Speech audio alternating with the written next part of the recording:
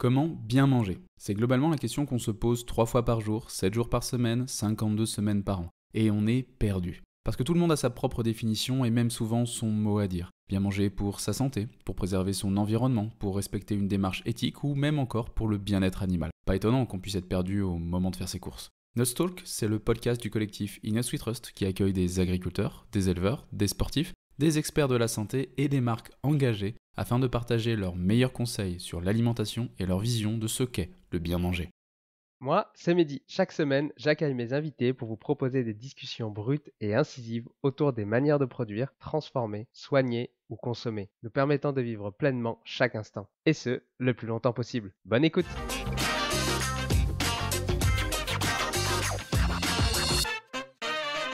Anthony Fardet est un chercheur qui a consacré plus de 2 décennies à l'étude des céréales et de l'alimentation.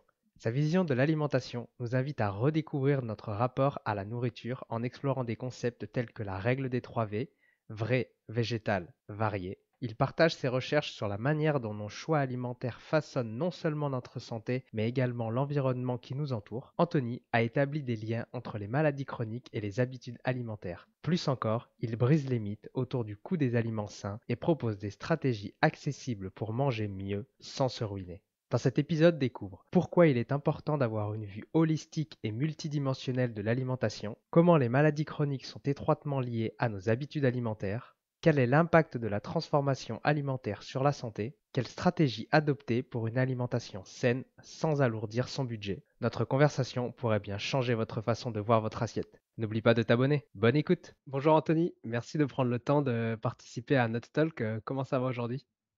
Bonjour Mehdi, merci pour l'invitation. Ça va super bien, merci. Pour les quelques personnes qui pourraient ne pas te connaître, est-ce que tu peux nous expliquer en quoi consistent tes recherches? Oui, alors je suis chercheur dans un institut public de recherche agronomique environnementale. Ça fait 25 ans que je fais de la recherche publique. Pour comprendre mes recherches actuelles, c'est important de brièvement rappeler les 3 phases de ma carrière de chercheur. Pendant une quinzaine d'années, j'ai fait de la recherche plutôt expérimentale sur le potentiel santé des produits céréaliers, en ayant travaillé sur les pâtes alimentaires, les fibres de céréales, les bouillies de sevrage, les biscuits, le pain, les céréales du petit déjeuner pour enfants. Ensuite, j'ai quitté la recherche classique expérimentale pour faire à peu près entre 2011 et 2022, pendant une dizaine d'années, une recherche plus philosophico-scientifique basée sur la fouille de données ou le data mining, où j'ai reconsidéré la filière agroalimentaire, l'alimentation et la nutrition et les sciences des aliments sous un angle holistique, qui vient du grec holos, qui veut dire entier, multidimensionnel. Donc, on a refait un gros travail d'analyse de données, et puis on a développé, sur des bases plutôt empiriques, inductives, ce qu'on appelle l'approche empirico-inductive, de nombreux concepts holistiques cette fois-ci, puisque les sciences alimentaires et nutritionnelles sont d'abord des sciences holistiques et multidimensionnelles par essence, et non pas réductionnistes, c'est-à-dire focalisées seulement sur les nutriments. Et on a développé la règle des 3 V, le score SIGA, du degré de transformation des aliments. J'ai développé le concept que les maladies chroniques dans le monde sont d'abord liées à la dégradation des matrices alimentaires et à leur artificialisation, donc l'ultra-transformation, et non pas à la composition des aliments. Donc ça, tout ça, c'est des concepts pour nous très importants. Et puis, on a développé le concept de healthy core metabolism, qui est le métabolisme de base sain, mais là, c'est un petit peu en dehors du sujet d'aujourd'hui. Et donc là, maintenant, je suis rentré depuis 2022 dans une 3e phase, qui consiste à porter sur le terrain donc, tous ces nouveaux concepts qu'on a développés, toute cette expérience aussi d'alimentation préventive, durable et holistique, dans le cadre d'un projet européen qui s'appelle Planit, et dans lequel on travaille sur des populations à risque de choix alimentaires au niveau européen dans 9 laboratoires vivants. Et nous, le laboratoire vivant français en Auvergne, travaille sur le comportement alimentaire des 6-15 ans. Donc là, on passe cette fois-ci à la recherche participative, à la recherche-action, où on réunit des parties prenantes qui ont tout un lien avec les comportements alimentaires des enfants, que ce soit au niveau macroscopique pour les systèmes alimentaires, mais au niveau méso, par exemple, la publicité pour les aliments ultra transformés auprès des enfants qui sont très ciblés, la restauration scolaire, les enfants, l'implantation des fast-foods, et puis micro, c'est au niveau de l'individu, c'est-à-dire ça peut être ses goûts, ses préférences, ses dégoûts, ses traditions culinaires, ses interdits religieux. Et puis en filigrane, je travaille toujours aussi sur transformation des aliments et approche globale de la santé, c'est-à-dire que pendant 25 ans, le fil rouge de mes recherches a toujours été le lien entre la transformation des aliments, l'effet matrice et le potentiel santé d'aliments, mais plutôt du côté de l'aliment. Donc ça, c'est vraiment le fil rouge de toutes mes recherches. Et donc là, en ce moment, on travaille aussi sur comment la transformation des aliments peut aussi impacter non seulement la santé, mais aussi les systèmes alimentaires. Et d'où l'intégration de cette nouvelle dimension du degré de transformation des aliments qui a été longtemps négligée et que maintenant j'intègre dans toutes mes réflexions. Et on en reparlera peut-être, et dans la règle des 3V pour vrai, végétal, varié, sachant que le vrai renvoie justement au degré de transformation et cette dimension est la plus importante des 3 dimensions. Donc voilà, voilà de manière résumée mes travaux actuels. Oui, ça fait beaucoup de choses. On va parler, je pense, de pas mal de choses. Avant tout, j'aimerais savoir pourquoi, cette fascination, pour l'alimentation et plus particulièrement pour l'alimentation transformée? Oui, alors, bah, en fait, j'ai toujours été passionné par les sciences de la vie. À l'époque, j'ai fait un bac D, j'ai fait ensuite, maths sup bio, donc voilà, j'ai toujours été passionné par l'environnement, les animaux, les sciences de la vie. Ça a toujours été, «dans mes gènes» entre guillemets. Et puis, quand je suis rentré à l'AgroParisTech, en école d'ingénieur agroalimentaire, agronome, je me suis naturellement orienté en troisième année vers nutrition et sciences des aliments.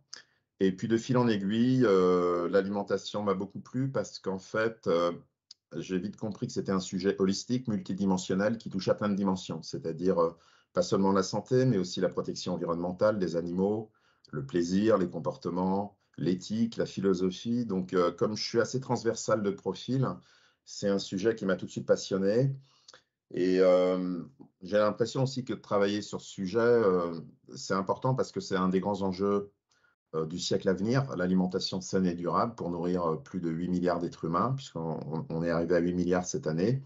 Donc l'enjeu est très important, donc ça donne vraiment un sens à mon travail. Et pour moi, c'est important d'avoir du sens en tant que chercheur et que la recherche publique soit au service de la société.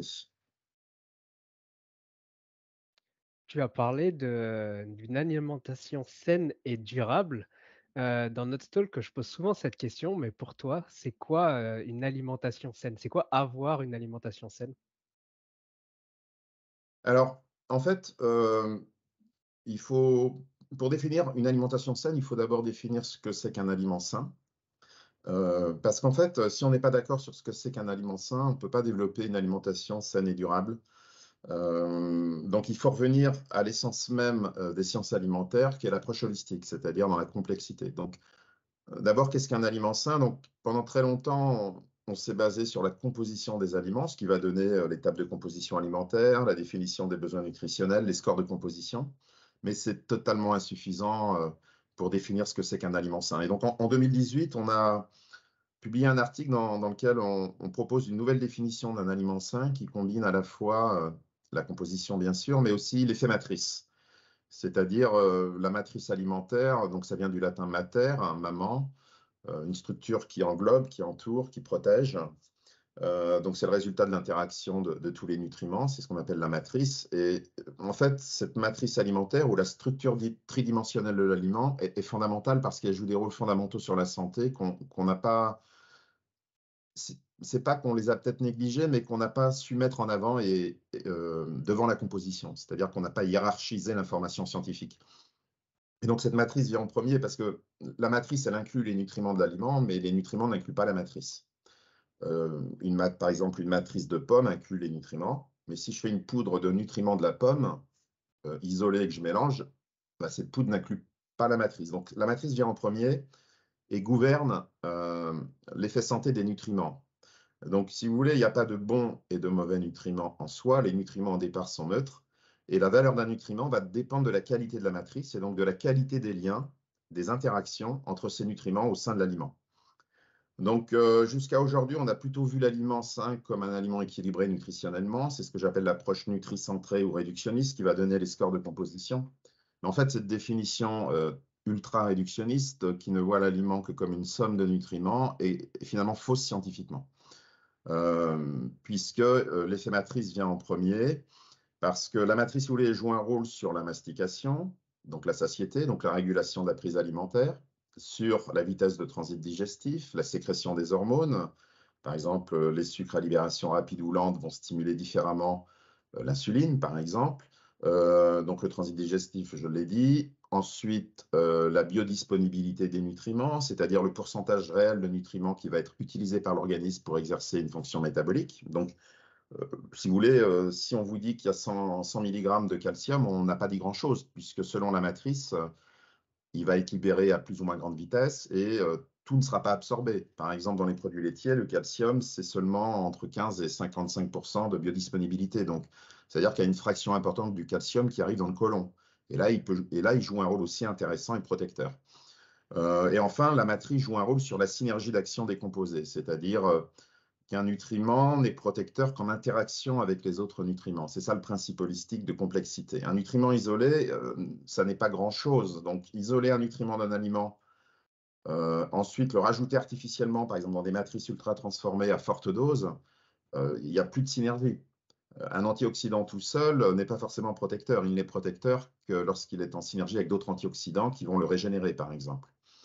Donc, ceci étant dit, la matrice gouverne, les nutriments obéissent. Donc, il faut des matrices de qualité. Et donc, sur cette base-là et cette vision holistique de l'aliment, donc à travers l'effet matrice, un aliment sain, bah, c'est tout simplement l'aliment dont la matrice a été la mieux préservée, c'est-à-dire le moins transformé possible, pour être à la fois bon, ça c'est fondamental, hein, le plaisir, c'est au centre des choix alimentaires, bon, sûr, c'est-à-dire sur un point de vue toxicologique, c'est-à-dire qui n'entraîne pas de maladie toxicologique, et comestible, évidemment. Voilà. Donc là, on change totalement de paradigme, on passe un peu de la vision de la Terre plate à la Terre ronde, c'est-à-dire une nouvelle définition d'un aliment sain. Et je pense que tant qu'on ne sera pas d'accord sur ce que c'est qu'un aliment sain, on ne pourra pas aboutir à des recommandations intéressantes. Et je terminerai sur cette définition en posant une question toute bête à nos auditeurs, c'est-à-dire bah, demandez-vous pourquoi vous avez des dents et un système digestif. Eh bien, en fait, les dents et le système digestif n'ont qu'une seule fonction,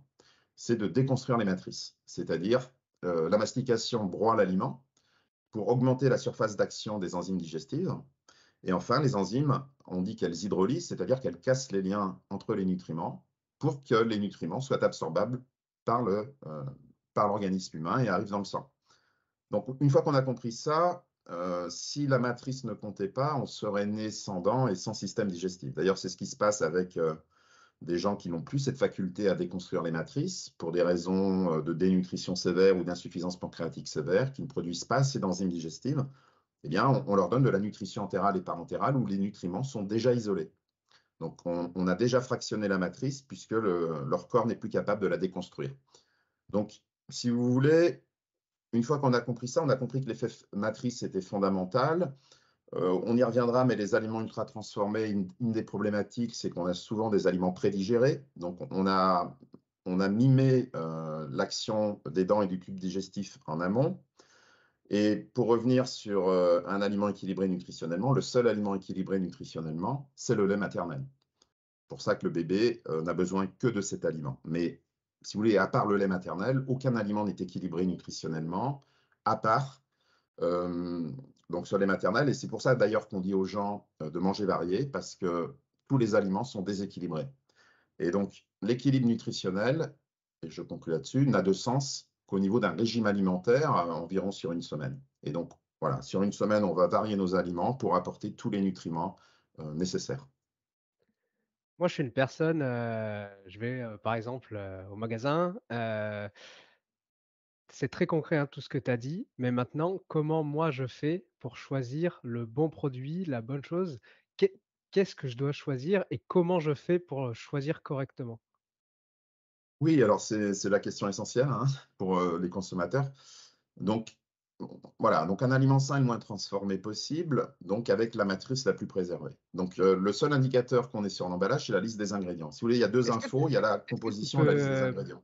tu peux préciser ce que c'est un aliment transformé? On va partir de là parce que tu dis un aliment transformé. Par exemple, je sais pas, je prends une pomme. La pomme, c'est pas transformé, ça tombe. Est-ce que juste, par exemple, une compote, ça devient du coup quelque chose de mauvais ou ça reste quelque chose de bon? Non, il y a plusieurs niveaux dans la transformation. Donc, si vous voulez, la question que les scientifiques se posent, ce n'est pas la transformation qui est remise en cause, puisque moi je transformais depuis que l'être humain a domestiqué le feu, depuis que l'être humain cuit ses aliments.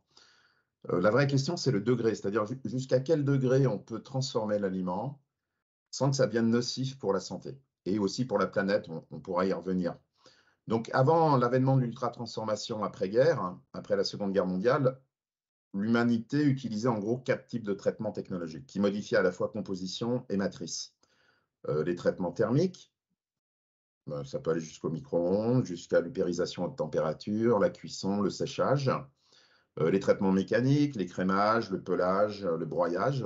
Les traitements fermentaires qu'on utilise depuis aussi très longtemps, notamment les boissons alcooliques, la choucroute, etc.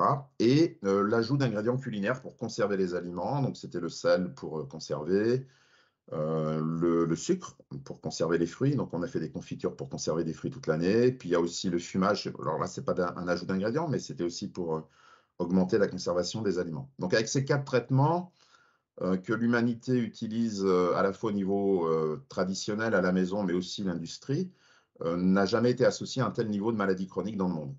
Sinon, ça, je pense que ça se saurait. C'est bien avec l'avènement de l'ultra-transformation après-guerre que sont apparues conjointement les maladies chroniques à grande ampleur, à partir des années 60, fin des années 50-60 aux États-Unis, et dans le monde occidental pour culminer dans les années 80 et 90. Et donc l'ultra-transformation est le degré de transformation qui n'est plus acceptable ni pour la santé humaine, ni pour la planète. Donc ça inclut quoi? Ça inclut le cracking alimentaire, c'est-à-dire qu'on déconstruit les matrices jusqu'à isoler les briques alimentaires, ce qu'on ne fait pas dans les traitements thermiques, mécaniques, fermentaires et l'ajout d'ingrédients. On ne va pas jusqu'à déconstruire la matrice. Donc là, on déconstruit la matrice, on isole des briques élémentaires qu'on va peut-être même parfois modifier ensuite par des voies enzymatiques et chimiques, et ça va donner ce qu'on appelle les marqueurs d'ultra-transformation, qui vont soit être recombinés entre eux dans de nouvelles matrices, que j'ai appelées les fake food, ou ajoutés à des vrais aliments pour des raisons cosmétiques, c'est-à-dire modifier goût, couleur, arôme et texture. Donc on est vraiment dans une problématique cosmétique, c'est pour ça qu'on parle d'artificialisation des matrices alimentaires.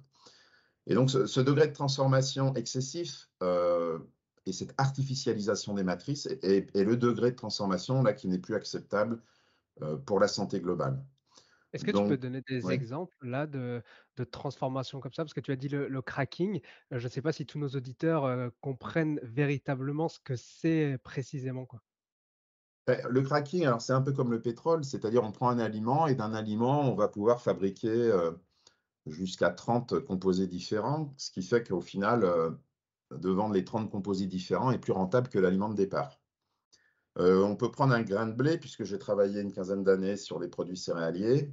Au début, le grain de blé, donc avant l'avènement de l'ultra-transformation, on s'arrêtait au raffinage, c'est-à-dire que donc, le grain de blé était moulu, et donc ensuite on avait une farine blanche, du germe, le germe de blé, qu'on enlevait pour des raisons, parce que comme c'est riche en gras, ça entraînait un ranciment des farines, et le son de blé qui a longtemps été donné aux animaux, alors que c'était la partie la plus riche en composés protecteurs et bioactifs. Donc ça, c'était le premier stade qu'on appelle le raffinage. Le cracking, c'est la suite, c'est-à-dire qu'on va, à partir de ces 3 fractions, isoler les briques élémentaires. Donc la farine blanche, par exemple, on va isoler le gluten, on va faire des isolats de gluten, et l'amidon, ce qu'on appelle la fécule.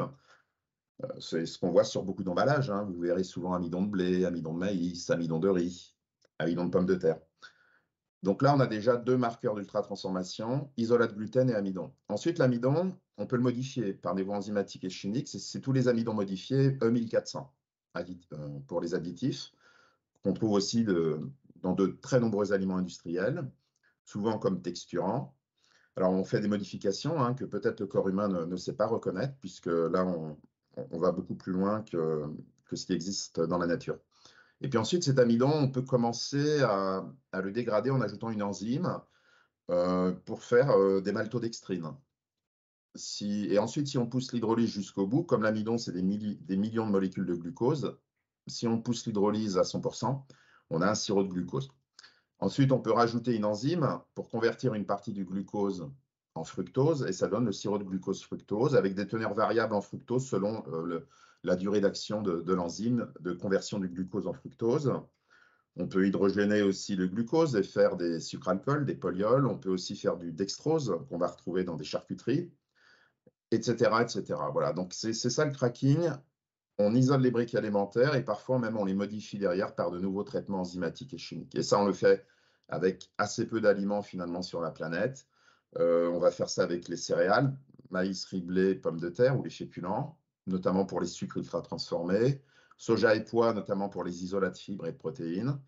Ensuite, les œufs, le lait et les minerais de viande font partie aussi des aliments qui sont craqués. Et donc, en fait, tout l'enjeu sur la liste des ingrédients, donc la composition, c'est pas ça qu'il faut regarder pour choisir son aliment. Alors, c'est là est tout l'enjeu, mais on pourra en discuter. C'est comment repérer tous ces marqueurs d'ultra-transformation dans la liste des ingrédients. Parce que ce sont eux qui sont l'indicateur indirect de l'ultra-transformation ou pas de l'aliment. Et plus dans la liste des ingrédients, on a des vrais ingrédients, c'est-à-dire des ingrédients nobles qui n'ont pas été craqués et dont la matrice a été respectée.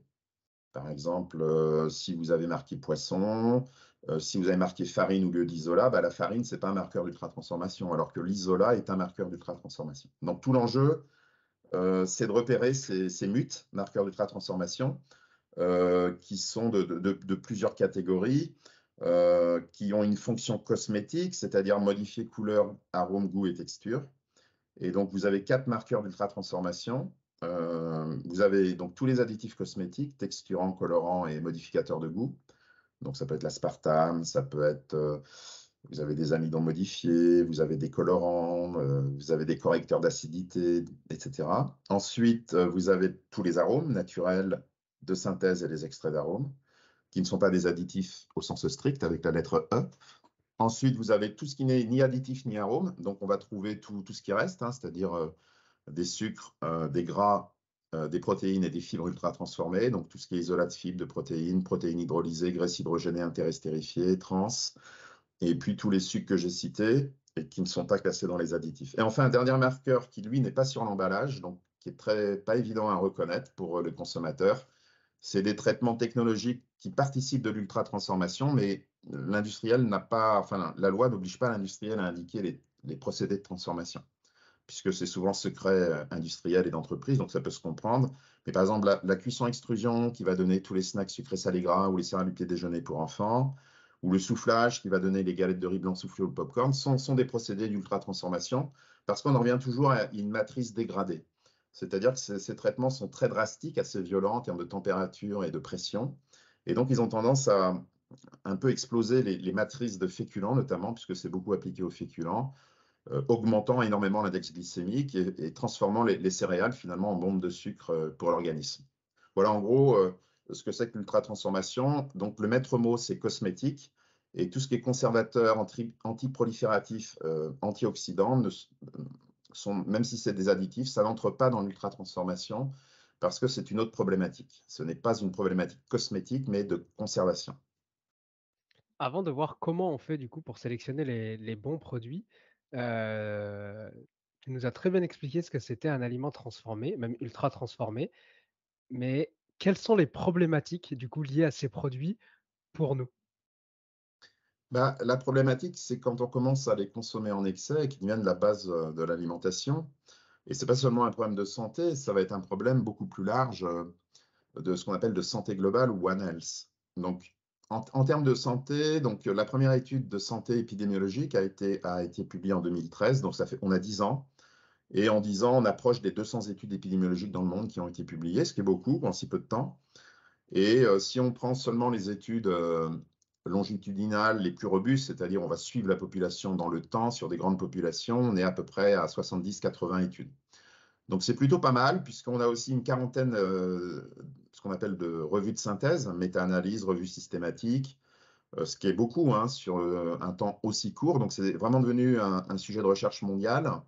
Et si on fait la synthèse de toutes ces études, donc globalement, si on compare les gros consommateurs et les petits consommateurs, alors évidemment les proportions varient selon les études, on observe de manière convergente et assez robuste que les gros consommateurs sont à risque accru de mortalité précoce, ce qui est le plus inquiétant, c'est-à-dire qu'on meurt plus tôt que prévu. Alors c'est une association, hein, ce n'est pas une cause et un effet, mais ça reste un indicateur un petit peu alarmant, même beaucoup alarmant. Et puis toutes les maladies chroniques sont concernées, donc on a des risques accrus Surpoids, obésité, syndrome métabolique, hypertension, diabète de type 2, maladie cardiovasculaire, cancer totaux, santé mentale et dépression, enfin, et cetera, et cetera. Je pense qu'il faut retenir ces 2 choses, c'est quelle que soit la population étudiée sur le globe, on observe la même chose.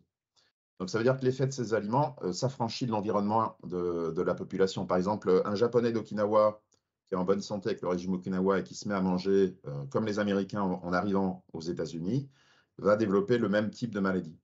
Par exemple, les Inuits du Grand Nord canadien, il y a une étude sur l'ultra-transformation, bien, ils ont le même risque de syndrome métabolique que dans nos pays, s'ils se mettent à consommer beaucoup d'ultra-transformés. Donc ça, c'est le premier point à retenir. Et puis, il semblerait que toutes les fonctions du corps soient concernées, puisqu'il y a aussi le microbiote dont je n'ai pas parlé, mais voilà, tous les métabolismes semblent affectés jusqu'au microbiote. Donc, c'est ce que j'appelle le double effet ubiquitaire, c'est-à-dire touche toutes les populations et toutes les fonctions physiologiques. J'ai un petit peu, je vais pas dire titiller, mais j'ai envie de dire: «Et alors? Qu'est-ce que ça fait, si, par exemple, parce que les personnes qui consomment ce genre de produits, elles disent forcément, «Faut bien vivre, je fais ce que je veux, c'est ma santé, pour l'instant, je vais très bien». Donc, qu'est-ce qui Oui, vas-y, je t'en prie. oui, bah, il y a 2 choses à répondre. D'abord, c'est la question du seuil, c'est-à-dire à partir de quel pourcentage de calories ultra transformées ça devient problématique. Alors nous, on a proposé un seuil sur les bases des études reliant surpoids, obésité et ultra transformation de 15% de calories quotidiennes, c'est-à-dire 1 à 2 produits par jour. Il est très probable que ce seuil soit entre 10 et 15, puisque des études plus récentes, puisque ce seuil, nous, on l'a publié qu'en 2019-2020, voilà, il est plus probable que ce soit entre 10 et 15% parce qu'il y a des études dose-réponse qui montrent que même à partir de 10%, donc c'est des simulations sur des populations, on commence à voir augmenter des risques, notamment cardiovasculaires. Donc ça, c'est la première réponse. Donc on peut en manger 1 ou 2 par jour, absolument sans aucun risque.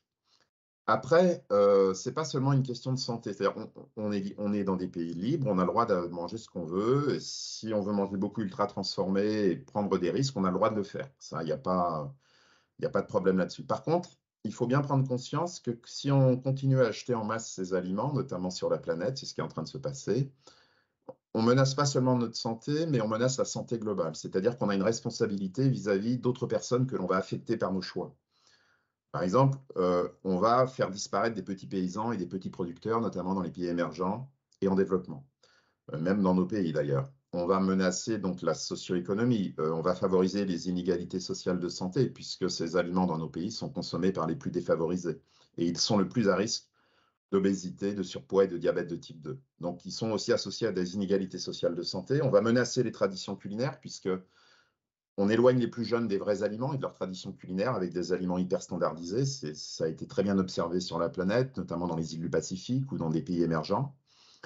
On va augmenter la souffrance animale parce qu'il n'y a pas de secret, les calories animales dans ces produits sont issues d'élevage hyperintensif, majoritairement et associés à un haut niveau de souffrance animale. On va participer à la destruction des systèmes alimentaires et de la durabilité, puisque tous ces marqueurs d'ultra-transformation viennent majoritairement de grandes monocultures intensives, très polluantes. On va craquer très peu d'aliments, donc une très faible biodiversité alimentaire. La déforestation, pour produire les aliments qui vont nourrir le bétail en feedlot, notamment en Amérique du Nord, Canada, Amérique du Sud, Australie. Et qu'est-ce qu'on pourrait dire d'autre? Donc tout ça participe aussi à l'augmentation des gaz à effet de serre.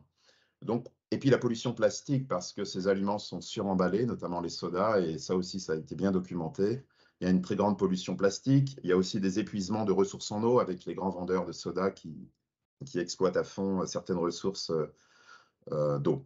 Donc, voilà ce que je dirais, c'est que certes, on a le droit de choisir ces aliments, mais si on les mange régulièrement et qu'on favorise leur développement, voilà ce qui va arriver en fait au final. Donc, il faut faire attention que notre liberté s'arrête là où on met en danger un peu celle des autres, pour résumer entre guillemets les choses. Oui, chez nous, chez Inat We Trust, on a tendance à dire, que, quand on achète un produit, on achète le monde qui va avec. C'est Donc il ça, faut prendre conscience que si on achète ce produit qui est moins cher, bah, c'est que quelque part derrière, il y a quelque chose qui fait que c'est moins cher et donc se c'est poser ça. la question et essayer de comprendre pourquoi c'est moins cher, c'est Bah, c'est important aussi bien pour la biodiversité, pour l'éthique, mais également même pour sa propre santé. Parce que quand on consomme un produit de moins bonne qualité, ben, Mm. potentiellement dans notre corps, on met également des nutriments de moins bonne qualité. Et peut-être qu'on va être plus fatigué, plus fragile, Oui. etc. Oui, ce que vous dites est très important, c'est-à-dire que c'est les coûts cachés de l'alimentation. Aujourd'hui, bon, il y a pas encore beaucoup d'études, mais on avait fait un article dans Up Magazine avec Michel Duruc, qui est chercheur honoraire à l'INRA, sur les coûts cachés de l'alimentation, notamment dans les pays occidentaux. Et sur une première synthèse de 4 rapports publiés en Occident, bon, on arrivait au fait que pour 1 euro d'aliments industriels achetés, on a 1 euro de coûts cachés de santé et d'environnement, le double. Donc c'est beaucoup parce qu'en fait, on croit faire une économie parce que c'est souvent des calories meilleur marché, globalement, hein, les ultra transformés. Alors après, il y a des ultra transformés qui coûtent plus cher, comme les substituts, les steaks végétaux, etc. Mais globalement, c'est moins cher sur la planète parce qu'évidemment, les marqueurs d'ultra transformation, ça coûte moins cher que les ingrédients nobles. C'est produit en masse, c'est très bon marché. Un arôme est beaucoup moins cher qu'un vrai fruit. Un sirop de glucose coûte 10 fois moins cher que du sucre de table.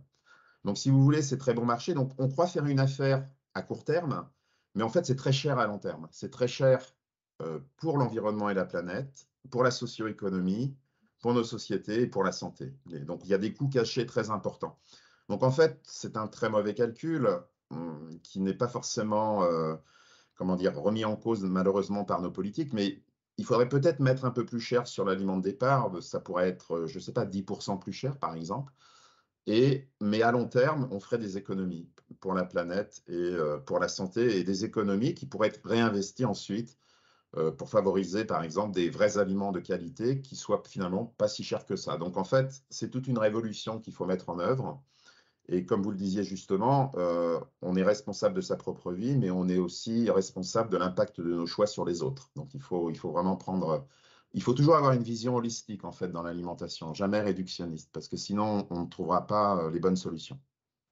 Oui, tu as raison, un produit, on le paye, enfin, un produit de mauvaise qualité, on a tendance à le payer 3 fois, quoi. La première fois quand on l'achète, la deuxième fois quand on va devoir aller chez le médecin parce que forcément il nous a pas tenus en bonne santé et puis la troisième fois, parce qu'il faut réhabiliter les sols, parce C'est que, ça, on a mis trop de pesticides et compagnie, dedans, quoi.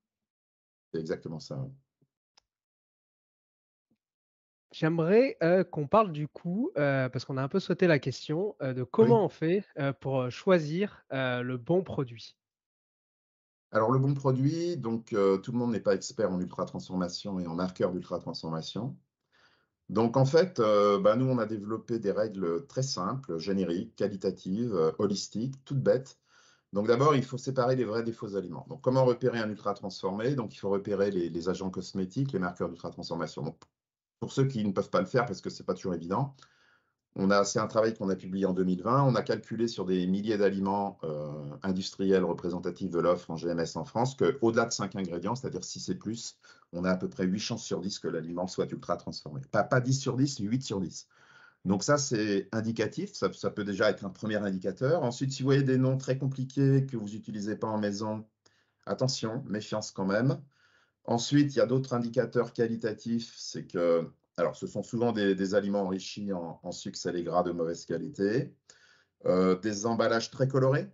Donc, on a un marketing très bien, très élaboré autour de ces aliments. C'est pour ça qu'on parle de malbouffe de très bonne qualité, parce qu'il y a une très bonne qualité de vente, marketing, mais ça reste de la malbouffe. Donc, des emballages très colorés, avec des allégations nutritionnelles qui laissent à penser que c'est sain. Par exemple enrichi en minéraux, en fibres, en vitamines, blé complet, allégé, vegan, bio, etc. Mais ça n'empêche pas l'ultra transformation. Ensuite, il y a souvent un suremballage parce que beaucoup de ces aliments ont pour vocation à être consommés de manière isolée sur le pouce déjà tout prêt. Donc, on a beaucoup de portions individualisées, ce qui entraîne évidemment un suremballage. Et puis pour les enfants, on a souvent des personnages de l'univers des enfants. Donc, pour les attirer, on crée un peu des aliments doudous qui rassure l'enfant, qui lui donne l'impression d'appartenir aussi à un clan avec ses amis, parce que s'il n'achète pas ce produit, il peut se sentir exclu d'un groupe qui achète tous le même produit. Par exemple, le goûter à 16 heures. Si un enfant arrive avec des noix et des noisettes, il peut se sentir exclu avec ses petits camarades qui vont tous acheter des biscuits industriels ou des barres chocolatées. Donc ça, c'est l'esprit de clan qui, en sociologie, est connu et sur lequel, évidemment, les industriels jouent beaucoup en vendant ces produits pour les enfants, faisant croire qu'ils sont associés au plaisir, à la joie et au vivre ensemble, alors qu'en fait, c'est évidemment du trompe-l'œil. Donc, c'est de la malbouffe de très bonne qualité parce que ce sont des aliments qui avancent à visage masqué. Beaucoup d'entre eux laissent à croire qu'ils peuvent être indirectement et à long terme bons pour la santé, alors que ce n'est pas le cas. Donc, il faut bien regarder l'ensemble et non pas les allégations qui sont focalisées sur une partie de l'ensemble. C'est pas parce que vous avez une pâte fromagère où c'est marqué source de calcium qu'il faut l'acheter. Le calcium n'a de valeur qu'en fonction de l'ensemble. Si l'ensemble n'est pas de bonne qualité, ça ne sert à rien. Donc, les pâtes fromagères pour enfants qui sont ultra transformées, même s'il y a marqué source de calcium, il ne faut pas se laisser avoir. Ou des desserts du petit déjeuner cuits extrudés où il y a marqué blé complet, si c'est cuit extrudé, ça transforme la fécule en une bombe de sucre. Donc, c'est une confiserie. Donc, il ne faut pas y aller non plus, même si c'est un bon Nutri-Score. Donc voilà, tout ça, c'est des choses à essayer d'intégrer. Alors, je sais que ce n'est pas évident. Aujourd'hui, il y a quelques applications qui donnent le score Nova du degré de transformation. Mais bon, c'est un exercice à faire qui n'est pas forcément évident au départ, mais au fur et à mesure, on peut quand même y arriver. Après, le meilleur moyen, évidemment, de ne pas acheter ultra transformé, bah, c'est d'aller au marché parce que le pourcentage d'ultra transformé dans les marchés est très faible. Voilà ce qu'on peut dire à l'heure actuelle pour aider les consommateurs. Donc si je résume, on vérifie au nombre d'ingrédients, Oui. 5-6 maximum. Alors, Le 5 nom maximum, oui, parce qu'au-delà de 5, 8 chances sur 10 qu'ils soient ultra transformés, ouais. le nom des ingrédients également. Si on a la liste des ingrédients qui commence à nous insulter, on n'y va pas. C'est ça. Beaucoup trop marketing, allégations, la mascotte, Oui, ça, tout ce c'est qui nous jamais fait un bon peu signe. sourire et qu'on dit, «C'est super joli», ça, on fait attention et au suremballage. Oui, voilà, après, c'est ça. C'est-à-dire que si vous voulez, d'abord, un vrai aliment se suffit à lui-même. Il n'a pas besoin ni d'être enrichi, ni d'être allégé. Donc, quand il y a marqué allégé ou enrichi, c'est pas bon signe. Ça veut dire que l'aliment était pas bon au départ et qu'on a eu besoin de corriger le tir. Donc, si on a eu besoin de corriger le tir, c'est souvent le signe de l'ultra-transformation. Parce que si vous mangez des vrais aliments, enfin, personne par exemple, je prends l'avocat qui est quand même riche en matière grasse, personne ne va faire un avocat léger en gras, quoi. Enfin, ça n'a pas de sens, ou une pomme allégée en fibres ou en sucre. Donc en fait, tout ça, c'est des artifices qui trompent le consommateur et qui utilisent cette vision réductionniste nutricentrée qui domine nos sociétés occidentales pour le bien manger. Les gens ont été formés, ont été biberonnés à l'approche par nutriments et ne raisonnent qu'en nutriments. Donc, ils voient marqué vitamines, minéraux, fibres, protéines, calcium. Donc, ils se disent c'est bien. Non, la valeur du nutriment dépend de l'ensemble. Si l'ensemble n'est pas de qualité, le nutriment, au final, ne servira à rien, enfin, ne sera pas bénéfique à l'organisme. Donc, je prends juste un exemple. On sait très bien que les féculents, plus ils sont transformés, plus l'index glycémique augmente et pourtant la composition ne change pas. Donc, si vous voulez, vous pouvez bien mettre céréales du petit déjeuner au blé complet. Si c'est de la cuisson extrusion, ça reste une confiserie. Voilà. Si tu es perdu et ne sais pas quel produit nutritionnel pour sportif choisir, utilise le ScanNuts. C'est un outil gratuit qui analyse et compare plus de 800 produits. Le ScanNuts analyse les produits sur 4 catégories qui sont la santé, l'environnement, l'éthique et la nutrition. Alors pour apprendre à mieux consommer en étant conscient de la composition de chaque produit et économiser de l'argent en s'orientant vers des produits réellement utiles et sains, rendez-vous sur eatnutswetrust.fr. Le lien est dans les notes de l'épisode. Je vois. Tu as dit quelque chose qui a un peu résonné, en moi là. Tu as dit, quand, l'enfant il va à l'école avec ses amandes, il est un peu, mal vu et tout et c'est effectivement, moi je faisais ça quand j'étais au lycée là, Hmm. je me ramenais avec mon fruit et mon petit sachet d'amandes et effectivement, j'étais tout le temps critiqué, tout le temps: «Eh beh, il mange ça», enfin et c'est vrai que c'est difficile, et encore plus, pour un enfant Hmm. qui sont, on le sait, assez, difficiles entre eux, très Oui, faciles sur la critique. c'est ça. Comment, heu, on pourrait faire changer les choses ou, par quoi, on pourrait commencer pour un peu faire changer, Alors, ouais, c'est une question fondamentale.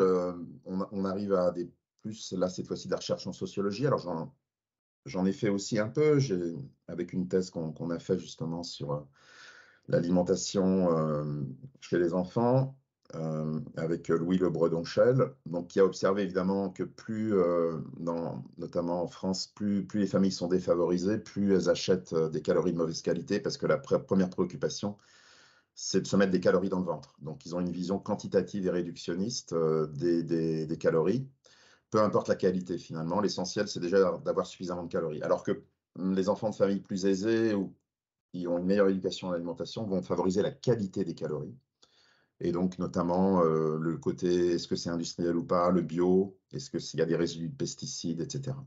Donc ça, c'est bien observé. Alors après pour l'esprit de clan, oui, en fait, ça effectivement, un an bon, si vous voulez à 4 heures, l'idéal ce serait de donner du pain complet avec éventuellement un peu de beurre ou du vrai fromage, des noix, des noisettes, des fruits séchés, des vrais fruits et cetera. Effectivement, si l'enfant, il est le seul et que tous les autres prennent, des produits de marque, parce que c'est la marque qui crée un faux semblant d'appartenance à un groupe, ça peut être compliqué. Alors après, on sait que pour faire changer une habitude alimentaire, bon, il y a l'éducation à l'alimentation, ça évidemment, à l'école. Heu, pour l'instant, ce serait l'idéal dans le tronc commun, c'est-à-dire que on apprend à lire, écrire et compter, donc il faudrait rajouter à manger. Aujourd'hui, on en est là, on a besoin de réapprendre à manger, et une fois que ce sera fait, peut-être qu'on pourra l'abandonner. Mais en tout cas, ce serait un quatrième pilier qu'il faudrait ajouter. Ceci étant dit, on sait que pour faire changer une habitude alimentaire, ça c'est des études qui ont été publiées récemment, si les amis qu'on a, les gens proches de notre entourage, ont des habitudes, par exemple, alimentaires qui sont plus saines et durables, ça peut plus facilement pousser la personne à changer, pour imiter les gens qu'elle apprécie. Voilà, donc ça, on sait qu'il y a eu des résultats là-dessus qui l'ont montré. Donc ça voudrait dire que, bah, si vous voulez arriver à 16 heures avec, des vrais aliments de qualité, il faudrait que ce soit tout le groupe qui s'y mette en fait, quelque part. Donc ça, c'est le rôle de l'éducation.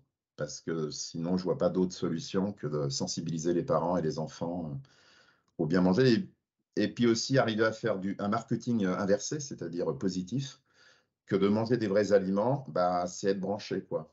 Tu es Il y a quelqu'un, dans un voilà. pays, au Brésil ou je sais plus, quel pays, ils ont mis en place des icônes ou ce genre de choses et plus l'aliment est transformé, plus il a d'icônes et du coup les enfants à l'école, le but, c'est d'avoir le moins de logos possible, Oui, et du coup c'est plus moins il y a de logos et plus c'est un aliment, sain et brut.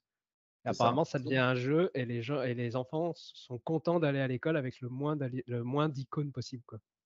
Oui, voilà, il faut trouver des solutions, alors je sais pas, on appelle ça le nudge, hein, enfin, voilà, moi je suis pas sociologue, mais voilà, il faut prendre les résultats des études de recherche en sociologie de l'alimentation, les résultats qui marchent, puis voir comment on peut les appliquer au niveau des plus jeunes, de l'école, des parents. Et que l'enfant, de toute façon, il faut que l'aliment soit bon. C'est-à-dire que personne, même si l'aliment est sain et durable, si l'aliment n'est pas bon et qu'on ne l'aime pas, on ne l'achètera pas, moi le premier. Mmh. Voilà, ça c'est. L'alimentation doit rester un plaisir. Donc, tout l'enjeu, c'est comment créer des aliments plaisir, que l'enfant prendra plaisir à manger et qui lui donneront l'impression de ne pas être rejeté par son environnement. Donc, je pense que tout l'enjeu aussi est là. Parce que, par exemple, dans les pays aujourd'hui émergents en développement, acheter des produits ultra transformés, c'est un signe extérieur de richesse parce que on achète des produits de grandes marques. Donc, c'est vu comme quelque chose, c'est vu comme le fait qu'on ait accédé à un niveau de richesse supérieur d'acheter des produits des grandes multinationales, un peu comme aujourd'hui l'enfant, il veut acheter des chaussures de marque ou des blousons de marque parce qu'il a l'impression d'appartenir à une communauté et voilà. Donc ça, c'est des facteurs à prendre en compte si on veut faire évoluer les choses. Pour choisir un produit, est-ce qu'il y a des labels à privilégier? Est-ce qu'on privilégie le bio ou pas forcément? C'est pas forcément nécessaire. Est-ce qu'il y a, ce genre de critères importants? Bah, alors, c'est pas un label. Donc la première chose, c'est évidemment de séparer les vrais des aliments ultra transformés. Et puis dans les vrais aliments, ça je l'ai pas dit, je préfère le dire avant de répondre à votre question, c'est évidemment favoriser les formes solides à liquides dans les vrais aliments, les céréales complètes à raffiner et ne pas avoir la main trop lourde sur l'ajout de sel, sucre et gras. Donc il y a quand même des règles dans les vrais aliments à prendre en compte qui ont été montrées scientifiquement. Alors je suis pas un spécialiste des labels. Ce que je sais, c'est que on peut être bio ou ultra transformé, c'est-à-dire un produit qui vient de l'étranger, qui est hors saison et qui est bio, un bio étranger hors saison et qui est ultra transformé, c'est évidemment c'est du greenwashing, ça n'a aucun intérêt. Donc manger bio, oui, mais plutôt local et de saison, pour que ça ait du sens. Donc notamment les fruits et les légumes. Donc le bio est intéressant dans cet esprit-là parce que c'est aussi un travail qu'on a publié il y a 2, 3 ans. C'est que en distribution du bio en France, si on arrive à peu près à 50% d'aliments industriels bio qui sont ultra transformés. Alors, par rapport au conventionnel, il y a quand même deux bonnes nouvelles, c'est-à-dire qu'il y a moins d'ultra-transformation, puisque c'est 70% dans le conventionnel, donc il y a 20% de moins. Et dans les 50% qui restent, on a beaucoup plus d'aliments qui n'ont qu'un marqueur que dans le conventionnel. Dans le conventionnel, il y a deux fois plus, pardon, dans le bio, il y a deux fois plus d'aliments qu'en conventionnel où il n'y a qu'un marqueur d'ultra-transformation. Donc c'est toujours mieux un marqueur que 12 ou 15. Ensuite, les autres labels, je ne les connais pas, donc je ne peux pas me prononcer, mais quand même, il faut, au-delà du label, c'est vraiment important de regarder la qualité et la liste des ingrédients. Donc, voilà, ça c'est important. Et donc, si vous voulez acheter bio, pour résumer, il faut, enfin oui, il faut, c'est du bio local et de saison dans l'idéal, ouais. Et non ultra transformé, évidemment. Mmh. Tu as développé, toi, 3 règles d'or pour une alimentation saine, durable et éthique, Oui, que tu as appelé la règle des 3 V. Est-ce que tu peux nous oui. l'expliquer? Oui, bah, c'est une règle empirique, hein. C'est la même démarche que Nova, c'est-à-dire c'est empirique, inductif.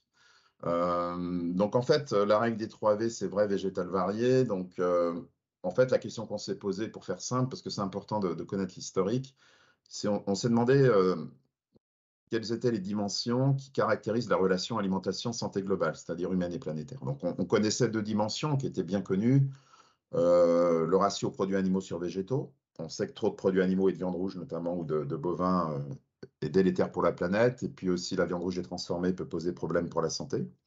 On connaissait la diversité alimentaire, qu'on va appeler variée. La première, on va l'appeler végétale, la deuxième variée. Alors, la diversité alimentaire est plutôt liée aux carences et aux déficiences, pas vraiment aux maladies chroniques en tant que telles. C'est plutôt un problème de déficience et de carence. Donc ça, c'est végétal et varié. Et puis quand en 2013, je suis tombé sur les travaux des Brésiliens sur la transformation, ça a fait tilt parce que il y a eu une intuition où j'ai compris que c'était le chaînon manquant dans cette relation alimentation-santé globale. C'était le chaînon manquant, c'est-à-dire que c'était la dimension qui manquait. C'est-à-dire qu'il ne suffisait pas de dire de végétaliser, parce que si on végétalise avec de l'ultra transformé, ça va ni être meilleur pour la santé et pas guère meilleur pour la planète. Donc on a rajouté cette troisième dimension, qui est le vrai, qui renvoie au degré de transformation. Donc ça a été le premier. Donc ça, c'est ce qu'on a publié en 2016-2017, les trois dimensions. Ensuite, on s'est posé une question, quel était le curseur sur ces trois dimensions? Et là, c'est ce qu'on a publié en 2020. On arrive à 15% maximum au niveau planétaire, hein, j'entends bien, pas au niveau. Après, il peut y avoir des variations locales selon la réalité des pays et les réalités agronomiques et climatiques, mais en tout cas, planétairement, il ne faudrait pas dépasser 15% de calories animales par jour, grand maximum, et 15% grand maximum de calories ultra transformées. Et puis, dans l'idéal, pour le manger varié, c'est au moins 3 aliments différents sur une semaine, des grands groupes alimentaires, fruits, légumes, céréales, viande rouge, viande blanche, etc. Et enfin, on s'est demandé, et ça c'est venu plus tardivement, est-ce qu'il y avait une hiérarchie dans ces trois dimensions qui sont interconnectées et indissociables? Et ça, on l'a publié seulement en 2022, donc c'est bien dans l'ordre vrai, végétal, varié, comme je l'expliquais tout à l'heure. Tant qu'on n'a pas séparé le vrai du faux, eh bien, de végétaliser et de varier n'a pas de sens, parce que si on végétalise de l'ultra transformé et qu'on varie des ultra transformés, ce n'est pas une vraie variété naturelle, c'est une variété de marque et de reformulation. C'est une variété de marqueurs d'ultra transformation. Donc c'est bien vrai, végétal, varié, c'est-à-dire qu'une fois qu'on a séparé les vrais des faux aliments, eh bien, on choisit ces aliments sur le vrai, et ensuite, à l'échelle de la semaine, on végétalise et on varie dans les vrais aliments, animaux et végétaux. Et là, cette fois-ci, on s'adresse à l'équilibre nutritionnel sur une semaine. Donc le vrai, c'est l'effet matrice. Ça revient, on renvoie au potentiel santé de l'aliment. On choisit sur l'effet matrice le degré de transformation. Et ensuite, on équilibre sur la composition, cette fois-ci sur une semaine, puisque l'équilibre nutritionnel n'a de sens qu'au niveau d'un régime alimentaire sur une semaine. Donc voilà, en gros, il n'y a pas grand-chose à retenir, hein, pour bien manger pour soi et la planète. C'est vrai, végétal, varié. Et puis enfin, on a ajouté au varié parce que là aussi, c'est important pour la planète, si possible, parce que c'est jamais possible à 100%, bio, local et ou de saison, si possible, notamment, surtout pour les fruits et légumes, ça compte beaucoup de manger local et de saison. Super, merci pour les explications. Dans une société où tout va vite et où on prend plus le temps de bien faire, comment Ouais. on fait pour choisir, correctement? Est-ce que il faut s'obliger à prendre le temps ou est-ce qu'on peut trouver des méthodes ou des hacks comme certains aiment les appeler? Euh, En fait, comment faire dans une société où tout va vite? Je dirais que c'est vrai que les gens disent toujours, c'est une question de temps et d'argent, l'alimentation. Mais tant qu'on raisonnera comme ça, on fera le jeu des ultra-transformés. Parce que, si vous voulez, l'ultra-transformation s'adresse à ça, au temps et à l'argent. C'est-à-dire, c'est moins cher en général, globalement, si on prend des milliers d'aliments ensemble. Et c'est rapide à préparer, on peut le manger sur le pouce, hein, à tel point qu'on a même fait des repas en poudre qu'il suffit de rajouter de l'eau et puis de boire, et ça remplace tout un repas. Donc, si vous voulez, entre partager un repas avec des gens qui prend 40 minutes, par exemple, ou 30 minutes, et boire un repas en poudre en 1 minute, on voit bien la différence, elle est énorme. Sauf que le repas en poudre, c'est ultra transformé. Donc, c'est réduire l'acte alimentaire à une somme de nutriments, ce que j'appelle l'ultra-réductionnisme. Donc, je pense que avant tout, c'est d'abord une question de valeur, de système de valeur. L'être humain a toujours un système de valeurs et une hiérarchie des valeurs, même s'il ne s'en rend pas compte. On a toujours des valeurs qui sont élevées, puis ensuite, voilà, on a tous une pyramide des valeurs. Et donc, en fait, l'acte alimentaire devrait être en haut de notre pyramide des valeurs. C'est-à-dire que l'alimentation n'a pas. C'est quand même ce qui soutient la vie, d'abord humaine, ensuite animale et environnementale. Donc, on pourrait dire d'un point de vue plus éthique et philosophique, ce qui soutient la vie n'a pas de prix. Or, aujourd'hui, les aliments, notamment ultra transformés, l'acte alimentaire a été tellement dévalorisé qu'on met les aliments au même niveau que des smartphones ou des produits de grande consommation. C'est-à-dire que la plupart des publicités alimentaires à la télé, c'est des aliments ultra transformés qui sont vendus comme des smartphones et customisés comme des smartphones ou des voitures. C'est-à-dire qu'un jour, on change la couleur, un jour, on rajoute des minéraux, on l'allège, mais c'est toujours les mêmes qui font les reformulations et qui engrangent l'argent. Si vous voulez, c'est les mêmes qui vendent des sodas normaux et 0%. Donc, c'est les mêmes qui vous vendent des sodas qui rendent diabétiques et après, ils vous disent on va vous vendre de 0% pour ne pas être diabétique. Mais en même temps, ils sont 2 fois plus d'argent. Donc, on est dans cette logique où on vend des aliments comme des smartphones, où on va changer la coque, la couleur du smartphone, on va rajouter une fonction, en supprimer une. Donc ça, c'est pas possible d'en être arrivé là.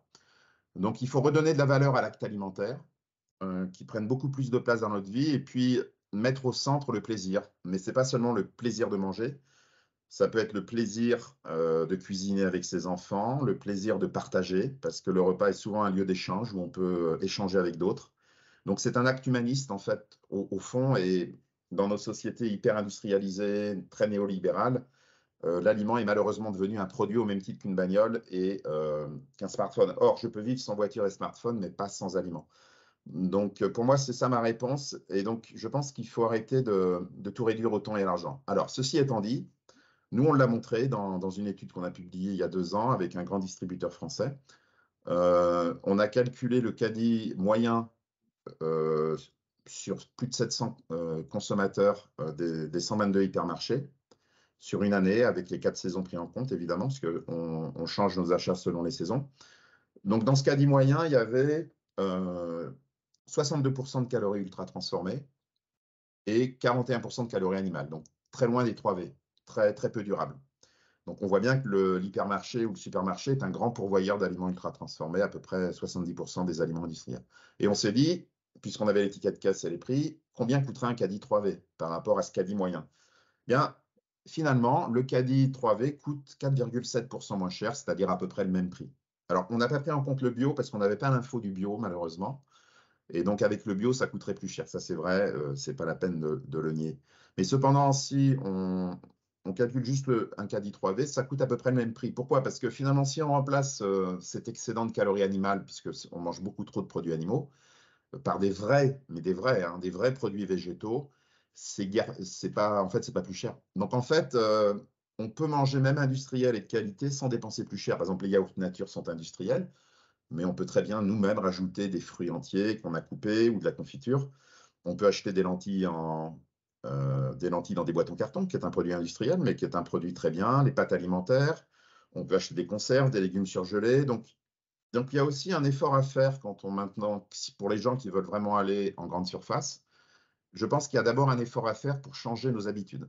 Alors, au début, ça demande un peu de temps, mais une fois que l'habitude est prise, ça va tout seul. C'est comme apprendre à conduire, ou quand on pousse une voiture, au début, il faut beaucoup d'énergie pour pousser la voiture, puis une fois qu'elle est partie, après, il n'y a plus vraiment besoin de pousser. Voilà, donc c'est ça que je répondrais. C'est pour résumer 2 points importants. Donc, revaloriser l'acte alimentaire, lui donner la valeur qu'il mérite, puisque c'est le grand enjeu du XXe siècle. Et puis, faire un peu l'effort de changer ses choix alimentaires et vous verrez que vous pourrez arriver à manger pour le même prix un régime qui sera plus protecteur de votre santé et de la planète en même temps, si vous avez en tête les 3 dimensions des 3 V, vrai, végétal, varié. Et puis finalement, on mange aussi peut-être moins en quantité, vu qu'on mange la matrice alimentaire totale plutôt qu'un aliment ultra transformé qui est pauvre en nutriments et en peut-être c'est des calories vides qui ne calent pas vraiment. Alors que quand on mange un vrai fruit et de vrais légumes et ben, il y a toutes les fibres et tout ça qui nous calent, plus qu'un aliment ultra transformé. Oui, là, vous soulignez un point important, c'est ce qu'on appelle le gaspillage métabolique, c'est-à-dire que ces aliments nous poussent souvent à consommer plus que de raison, donc des calories finalement inutiles. Si on ne les mangeait pas, on n'a même pas besoin de les remplacer, puisqu'elles sont en excès de ce qu'on a besoin. On appelle ça donc le gaspillage métabolique, metabolic waste. Donc là, on a un levier qui est méconnu. On pense toujours à la viande pour l'environnement, mais il y a ce levier aussi qui est le metabolic waste, c'est-à-dire ne pas acheter ces calories superflues dont on n'a pas besoin. Par exemple, on sait, ça a été publié, disons, il y a 3 ans, que l'obésité sur la planète, c'est 1,6% des gaz à effet de serre, ce qui est quand même pas anodin, 1,6%, c'est beaucoup. Et donc, en fait, on voit bien que ces calories en excès ont aussi un coût environnemental qui peut. Alors, si on se base que sur l'obésité, c'est de 1,6%, mais sans doute beaucoup plus si on prend en compte la durabilité des systèmes alimentaires. Donc, oui, effectivement, voilà, en mangeant des vrais aliments, déjà, on va augmenter la satiété, la mastication, et on devrait, normalement, naturellement, on va diminuer la consommation de calories en excès, qui sont souvent, comme vous le dites, des calories vides, c'est-à-dire pauvres en composés bioactifs protecteurs, que sont principalement fibres, minéraux, vitamines et oligoéléments. Super, on a fait un très gros épisode, là-dessus. J'aimerais qu'on parle maintenant, un petit peu, des enfants et des adolescents, parce que je sais que tu as récemment terminé une étude là-dessus. Il peut être difficile de gérer, l'alimentation, de ces personnes-là, sachant que quand on est enfant ou adolescent, on ne choisit pas ce qu'on mange parce qu'on vit encore Mm. chez maman ou chez papa. Et également quand on sort, du lycée, de l'école, la première chose qu'on voit, ce sont des fast-food. Oui, Est-ce que oui, tu c'est peux fait nous exprès, oui. parler un petit peu de ton étude? Oui, alors comme je disais au tout début, donc là maintenant je suis passé dans une troisième phase de mes recherches, qui est la recherche participative, la recherche-action, notamment dans le projet européen Planit. Donc il y a 9 laboratoires vivants en Europe qui étudient ce qu'on appelle des populations à risque de choix alimentaire. Alors c'est quoi un risque de choix alimentaire? C'est des populations qui n'ont pas une autonomie à 100% pour faire les bons choix, c'est-à-dire pour diverses raisons. Nous on a choisi les 6-15 ans parce que ils manquent de connaissances, ils n'ont pas l'argent pour faire les choix eux-mêmes, donc leur choix finalement dépend des parents et de la restauration collective. Il y en a d'autres qui vont étudier les personnes âgées dépendantes en EHPAD, qui dépendent aussi de la restauration collective, des familles monoparentales, souvent une jeune maman avec des enfants qui n'a pas assez d'argent pour faire les bons choix ou pour acheter des aliments de qualité, ou alors des étudiants comme le Laboratoire Vivant d'Irlande qui étudie les étudiants, et on sait que notamment les étudiants sont souvent en voie de paupérisation, c'est-à-dire ils sortent, ils quittent les parents, ils n'ont pas de travail, donc ils n'ont pas beaucoup d'argent. Donc là aussi, leur première préoccupation, c'est d'abord de se mettre des calories dans le ventre, ce qui est tout à fait humain et normal. Donc effectivement, nous, on travaille sur les 6-15 ans. Effectivement, notamment plutôt auprès des lycées, puisque c'est là que les enfants commencent à avoir de l'argent de poche. Donc les entreprises derrière les fast-foods sont pas idiotes, hein, elles ont bien compris. Donc souvent, il y a les fast-foods s'implantent autour des lycées parce qu'on sait que beaucoup d'enfants préfèrent aller dans les fast-foods de grandes marques. Je ne citerai pas de marque aujourd'hui parce que ils seront avec leurs copains, ils vont pouvoir choisir ce qu'ils mangent et ne pas aller à la restauration scolaire du lycée. Donc c'est plutôt les lycées qui sont touchés par les fast-foods plus que l'école élémentaire primaire et les collèges, parce que là, les enfants ont très peu, soit n'ont pas d'argent de poche ou très très peu, donc ça n'aurait pas beaucoup d'intérêt. Donc là, je renvoie au choix des politiques de ne pas favoriser l'implantation des fast-foods autour de populations fragiles et à risque. Après, il y a effectivement le manque de connaissances.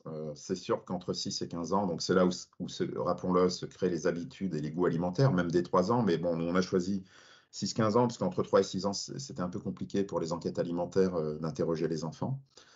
Donc oui, on travaille sur l'environnement alimentaire des enfants pour essayer euh, d'identifier les freins, les leviers, les verrous, euh, qui empêchent d'aller vers des choix plus sains et durables. Parce qu'une fois qu'on les a identifiés, et si on travaille dessus et qu'on voit qu'on peut les activer de manière durable, eh bien, c'est des solutions qui peuvent être transposées à d'autres populations, à d'autres régions, à d'autres pays. Donc, en fait, l'enjeu est très important parce que ça changera le changement par le haut, ce que j'appelle les décideurs, ou que ce soit les politiques ou même les chercheurs ou les industriels, le changement est très lent par le haut. Il y a beaucoup d'intérêts conflictuels, d'intérêts divergents, donc c'est très difficile par le haut.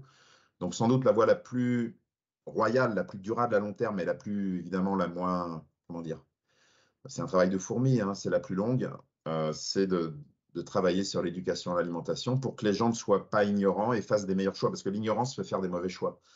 Et justement, l'ultra transformé avance à visage masqué pour les enfants notamment, qui essayent de les séduire parce que l'idée, c'est d'en faire des clients à vie, hein, quand c'est des aliments doudous. Donc, une fois qu'ils sont habitués, on a des clients à vie, et un client à vie, c'est très rentable pour une entreprise. Il n'y a rien de plus rentable que ça, hein. C'est ce qu'avait essayé de faire l'industrie du tabac avec les adolescents à l'époque.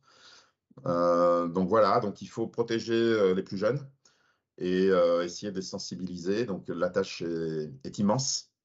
On aura besoin de toutes les énergies nécessaires, que ce soit des chercheurs, des éducateurs. Je pense que les diététiciens ont un rôle très important à jouer. Ça, c'est une étude qu'on a faite l'année dernière dans le cadre de notre laboratoire vivant, enfin cette année, en début d'année. On a montré qu'effectivement, l'État pourrait, pourrait recruter pour à peu près 5 écoles un diététicien. C'est-à-dire qu'on aurait des diététiciens de la fonction publique qui auraient en charge 5 écoles. Alors, je vous renvoie un papier qu'on a publié dans Information diététique cette année. Vous pourrez le trouver ou me demander, je vous l'enverrai pour cette étude. Donc, si on met un diététicien pour 5 écoles, eh bien, ça entraînerait de recruter de nombreux diététiciens de la fonction publique et qui pourraient jouer un rôle très important, donc un rôle préventif. Alors, évidemment, ça coûterait des millions d'euros pour les salaires, mais en fait, à long terme, c'est très économique parce qu'on économiserait sur la santé et l'environnement. Et donc, en fait, à long terme, c'est un investissement sur le futur qui serait très intéressant. Donc, nous, au même titre qu'il y a des infirmières avec les médecins dans les hôpitaux, on pense qu'il faudrait qu'il y ait des diététiciens en charge de 4 à 5 écoles pour travailler avec toutes les parties prenantes autour des enfants et de la cuisine, cuisine scolaire, restauration collective, cuisine centrale, et qui pourrait faciliter les relations. Il n'aurait pas seulement un rôle de formuler des régimes équilibrés sur le plan nutritionnel, puisqu'on a un peu réduit le rôle du diététicien à cela. Non, il aurait un rôle beaucoup plus large, beaucoup plus holistique, qui renverrait beaucoup plus d'ailleurs à ce que c'est que l'alimentation au départ, c'est-à-dire une science holistique. Donc, ce ne serait pas seulement faire des repas équilibrés, ce serait de réfléchir à l'ultra-transformation, de favoriser la communication, par exemple, entre la cuisine de l'école et puis la cuisine centrale. Des fois, la communication n'est pas forcément bonne. Pourquoi pas avec certains élus? Enfin, etc., etc., etc. Et puis de faire des animations auprès des enfants, d'aider les enseignants dans le programme, par exemple, s'il y a l'éducation à l'alimentation dans le tronc commun, aider sur le contenu, etc. Donc, on pense que ce serait pour l'État un très bon investissement de le faire. Et ça permettrait de revaloriser le rôle du diététicien qui est fondamental parce que c'est quand même lui qui met sur le terrain les résultats de la recherche au final, hein. Donc, il pourrait jouer un rôle très préventif et laisser le curatif aux médecins nutritionnistes dont c'est la mission de guérir les gens qui ont des maladies liées à une mauvaise alimentation. Donc, chacun son rôle et en synergie, on aboutirait à des millions d'économies sans aucun doute d'ici 10, 20, 30 ou 40 ans. Il me semble dans l'étude, tu as fait ressortir 5 comportements alimentaires Hum. sur ces jeunes. Est-ce que tu peux nous en parler? Oui, alors c'est un travail qui a été fait par le consortium européen à partir d'enquêtes, d'interviews d'experts et de notations techniques sur notamment l'impact environnemental. Donc il y a plusieurs dizaines de comportements alimentaires, plus de 70 qui ont été étudiés au niveau européen en fonction aussi des comportements qui sont indiqués dans les recommandations alimentaires par pays. Donc après, chaque laboratoire vivant, il y en a 9 en Europe. Sur la base des enquêtes dans chaque laboratoire vivant, ont été identifiés de façon significative 5 comportements à fort impact de changement, c'est-à-dire pour la santé et l'environnement. C'est ça, donc on appelle ça HIB, High Impact Behavior. Et nous, pour nos enfants de 6 à 15 ans en France, donc en tenant compte de notre contexte français et de l'âge de notre population, il y a 5 comportements qui ont été identifiés. Donc le premier, c'est de réduire les aliments dans lesquels on a rajouté trop de sucre salé gras et ultra transformés. Ça, c'est le premier comportement. Donc, ça correspond finalement à la règle vraie des 3 V. Le deuxième comportement, c'est réduire la viande et notamment tous les produits animaux. Donc, ça renvoie à notre deuxième règle végétale. Et enfin, non pas enfin, la troisième règle, c'est favoriser les légumineuses et puis une variété d'aliments. Donc, ça renvoie aux variés. Et les deux autres comportements, c'est favoriser les céréales complètes à raffiner et l'eau sur les boissons sucrées. Voilà. C'est les 5 comportements qui ont été identifiés, qu'on va étudier dans les 3 années à venir dans notre laboratoire vivant pour essayer de trouver des leviers à actionner pour modifier ces 5 comportements, parce qu'on sait que ça va avoir un fort impact à long terme pour la santé et l'environnement et la planète. Eh ben, merci beaucoup pour toutes ces explications. On arrive sur les questions de fin de l'épisode. Oui, 1re question, quelles ressources tu conseillerais pour une personne qui souhaite améliorer son alimentation? vous voulez parler de ressources documentaires, c'est ça? Alors, les meilleures ressources qui pour toi, sont accessibles facilement, que ce soit un livre, une vidéo, peu Ah, importe. oui, moi je conseillerais Le Manger vrai, qui a été écrit par Pamela Ebner de SIGA, qui est le score du degré de transformation qu'on a développé entre 2017 et 2022, alors qui est en suspens aujourd'hui pour des raisons que je n'ai pas le temps de développer aujourd'hui. Donc Le Manger vrai aux éditions Thierry Soucard, donc qui reprend la règle des 3 V, mais de manière très pratico-pratique. Donc c'est vraiment la Bible du manger vrai de manière simple, parce que vous voyez que 3 V, il n'y a rien de plus simple pour bien manger, c'est facile à retenir. On a juste 3 questions à se poser. Est-ce que je végétalise un peu plus? Est-ce que je réduis les aliments ultra transformés? Est-ce que je varie un peu plus? Voilà, c'est les seules 3 questions à se poser. Donc, moi, je conseillerais Le Manger vrai de Pamela Emner de SIGA, donc qui est basé sur mes travaux, mais qui n'est pas du tout ni théorique ni compliqué, qui est facile d'accès avec des idées de recettes. Voilà. C'est vraiment ce que je conseillerais. Après, ceux qui veulent aller plus loin, je les renvoie sur mon blog anthonyfardet.com, puisque bon, il y a mes documents, enfin, il y a mes bouquins et mes travaux, évidemment. Mais je mentionne aussi les travaux d'autres chercheurs qui m'ont inspiré. Donc, je pourrais conseiller notamment Les dérives de la nutrition de Georgi Skrinis pour bien comprendre ce que c'est que l'approche nutricentrée réductionniste. Et puis, la bande dessinée La malédiction du cordon bleu, donc, qui est basée sur mon premier bouquin, Halte aux aliments ultra transformés, mangeons vrai, mais en BD d'une centaine de pages, qui est accessible aussi aux jeunes et aux moins jeunes. Et de manière humoristique et didactique et pédagogique, on explique tous ces concepts des 3V, holistique, réductionniste, ultra transformé, en partant d'un cordon bleu qui a été humanisé, qui parle. Et voilà. Donc on déroule le fil, Vrob, le dessinateur, déroule le fil d'Ariane et explique un peu tout ce qu'on a vu aujourd'hui, mais de manière très très simple et en bande dessinée avec de l'humour. Donc voilà ce que je peux conseiller aux gens. Super, merci beaucoup. Dernière question, c'est quoi toi ton petit plaisir coupable alimentaire? Ça peut être, une collation, ton snack favori, ça peut même être, un plat. Moi, mon plat favori, c'est le poulet aux pommes de terre frites. Enfin, aux pommes de terre, pas des frites, mais aux pommes de terre. J'aime beaucoup ça. Euh, Ensuite, en termes de dessert, j'ai un faible pour les îles flottantes. C'est un de mes desserts favoris. Voilà, j'en faisais beaucoup quand j'étais petit. C'est ce que je peux dire. Donc voilà. Après, moi personnellement, évidemment, j'essaye de manger 3V, c'est-à-dire que je suis flexitarien, c'est-à-dire que j'ai réduit ma consommation de produits animaux et j'en mange beaucoup moins qu'avant. Et voilà. Donc, mais après, de temps en temps, on peut se faire plaisir. Et donc, effectivement, c'est sans doute les deux plats que j'aime beaucoup. Alors, c'est des plats très simples, hein, mais que j'aime beaucoup et que je pense souvent quand je vais au restaurant. On n'a pas besoin de beaucoup pour se faire plaisir.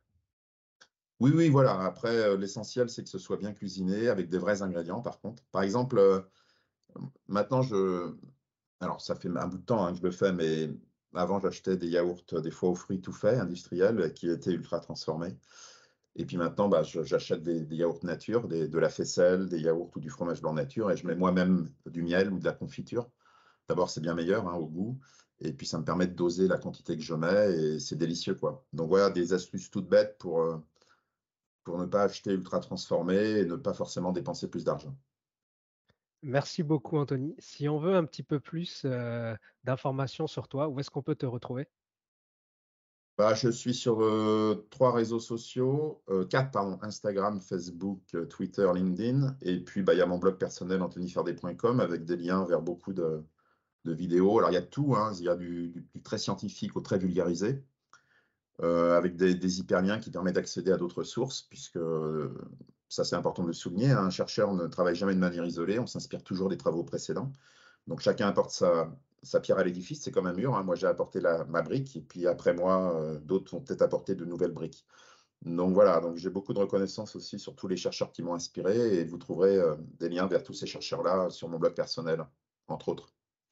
Je mettrai tous les liens dans les notes de l'épisode. Mm. Merci Eh beaucoup. ben, il me reste plus qu'à te remercier pour ton temps. En tout cas, c'était un épisode extrêmement riche en informations. Je pense que maintenant nos auditeurs peuvent choisir en âme et conscience de bons aliments vrais, variés et végétal, vrai, végétal et variés. Oui, la règle des 3 V, faut le dire pour nos auditeurs, c'est pas 100% végétal, c'est du flexitarisme, hein. C'est pas un régime, hein, c'est des règles génériques. Et quand on veut les décliner en régime selon les réalités locales, on va vers du flexitarisme. 15% de calories animales maximum, on est dans du flexitarisme. Je rappelle pour nos auditeurs que le régime Okinawa, où il y a des centenaires, hein, une zone bleue, c'est moins de 10% de calories animales par jour, hein. Donc, il n'y a pas besoin de manger beaucoup de produits animaux pour être en bonne santé. Voilà. Merci d'avoir écouté jusqu'au bout. Si l'épisode t'a plu, laisse-nous une note 5 étoiles et un commentaire sur ton application de podcast préférée. Ça fait toujours chaud au cœur de recevoir vos retours. Et si tu veux améliorer ton alimentation, mais que tu ne sais pas quel aliment ou complément choisir, rends-toi sur notre comparateur en ligne entièrement gratuit sur innutswetrust.fr. Tu trouveras le lien dans les notes de l'épisode. À bientôt. Maintenant, tu le sais.